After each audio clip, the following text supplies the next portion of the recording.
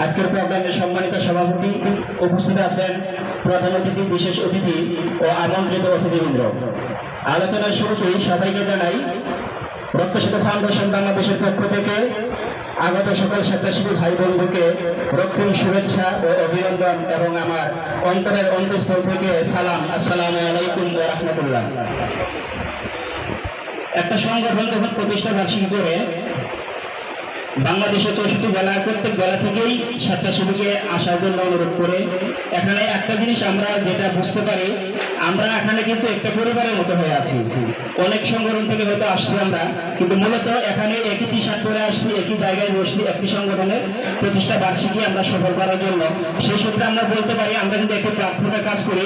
সেক্ষেত্রে আমরা আজকে এই প্রতিষ্ঠা বার্ষিকী শেষ পর্যন্ত সফল করবো ইনশাল্লাহ।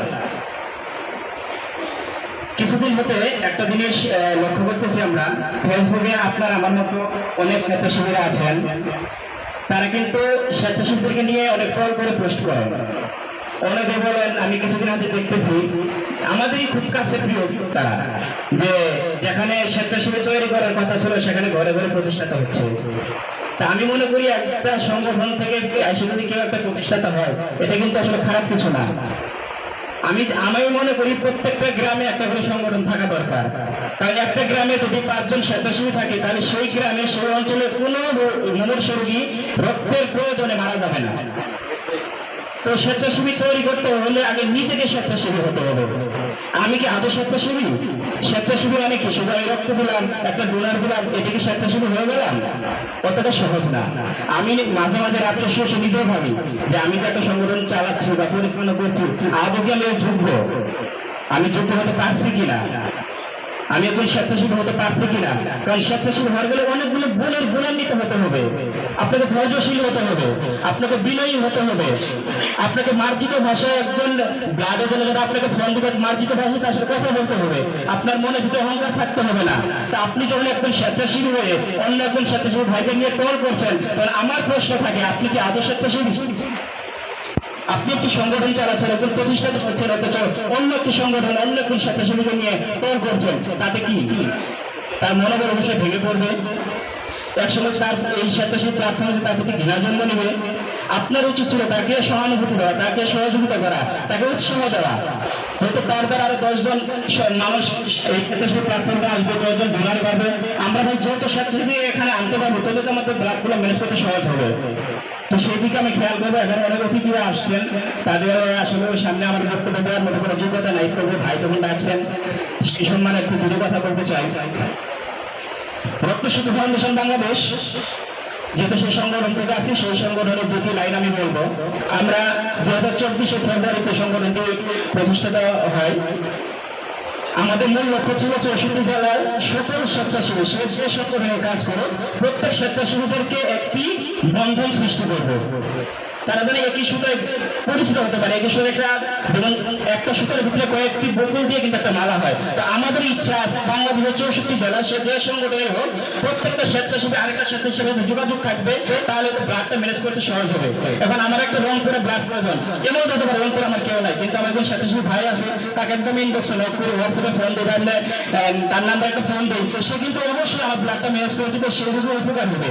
তো সেই স্লোগানটা রেখেই রক্ত সেতু ফাউন্ডেশন বাংলাদেশ একটি স্লোগান তৈরি করেছে যে বিন্দু বিন্দু রক্ত দিয়ে জীবনের সেতু বানাই, রক্ত সেতুর আমরা সবাই মিলেমিশে রক্তদানের পথ দেখাই।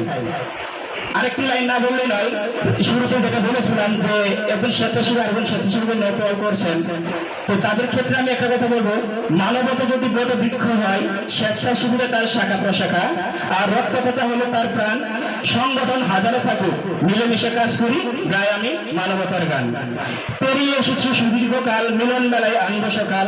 যদি লক্ষ্য থাকে অটুট, বিশ্বাস হৃদয়ে, হবেই হবে দেখা মানবতার বিজয়ে। অন্তিম তরুণ মোরা একসাথে লড়ব, সকলে মিলে বসে রক্তদানে সচেতনতা গড়ে তুলব। এই সচেতনতা তৈরি করার জন্য সবাইকে আহ্বান জানাচ্ছি রক্ত সেতু ফাউন্ডেশন বাংলাদেশের পক্ষ থেকে।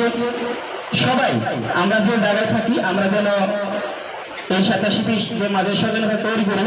আরেকটা কথা বলবো, আমি এর আগে গত বছর এখানে এসেছিলাম, সেই কথাটিও বলেছিলাম, আজও বলছি।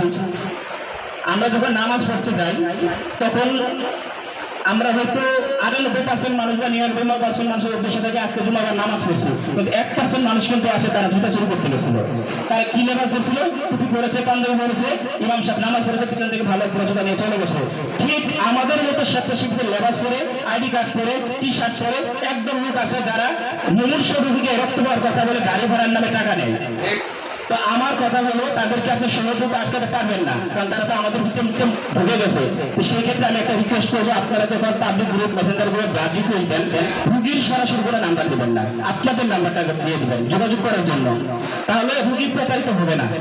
আপনি ততক্ষণ পর্যন্ত ডোনারের সাথে যোগাযোগ করবেন যতক্ষণ না ডোনার রুগী পর্যন্ত পৌঁছাইছে। যখন মেডিকেল পর্যন্ত পৌঁছায় দেবে ডোনার, তখন আপনি রুগীর সাথে কন্ট্যাক্ট করাই দিবেন যে ভাই এই যে ডোনার অমুক জায়গায় আছে, দাঁড়ায় বা নাম্বার দিয়ে দেবেন, যোগাযোগ করে নেবেন।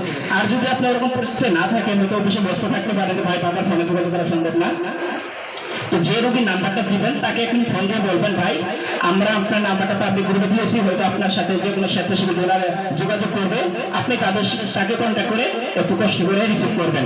তবে হ্যাঁ, এটা বলে দিবেন সে যেন কোনো ক্রমেই কোনো আর্থিক লেনদেন না করে।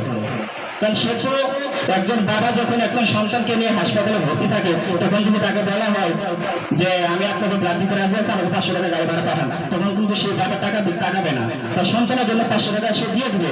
অত এই সে নিম্নতে 500 টাকা নিয়ে মোবাইলে বন্ধ করবে, 200 টাকা বাংলাদেশ ব্লাড ফাউন্ডেশন একটা রিকোয়েস্ট দিয়েছিলেন, ওখান থেকে আমার টাকাটা খেয়ে নিছে। আসলে দৃষ্টি কিন্তু সাকিবের ঘাড়ে আসে বলবে, আর যদি সে ওখানে জড়িত না। তো সেক্ষেত্রে একটু আমরা এরকম সচেতন হবো।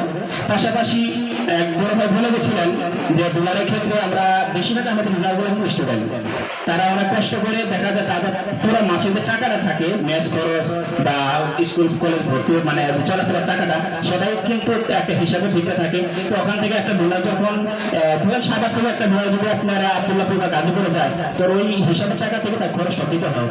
তো আমরা রক্তশিল্প ফাউন্ডেশন বাংলাদেশ এই বিষয়টাকে লক্ষ্য করে আমরা একটা ফান্ড তৈরি করেছি, যদি দূরের কোনো ডোনারকে পাঠাতে হয় আমরা সেটাকে ডোনারকে আলাদাভাবে সেই যাতায়াত ভাড়াটা দেওয়ার সবকিছু চেষ্টা করে আমাদের আলাদা একটা ফান্ড চালু হয়েছে। তো আমরাও বাংলাদেশ ব্লাড ফাউন্ডেশনকে অনুরোধ করবো এরকম একটা আলাদা একটা ডোনারদের জন্য আলাদা একটা ফান্ড করবেন।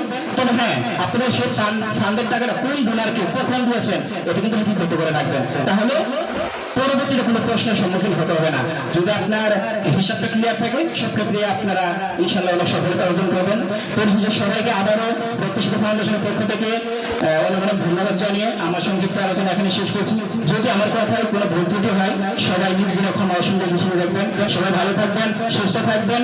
আবারও দেখা হবে মানবতার কোনো এক মিলন মেলায়। আসসালামু আলাইকুম।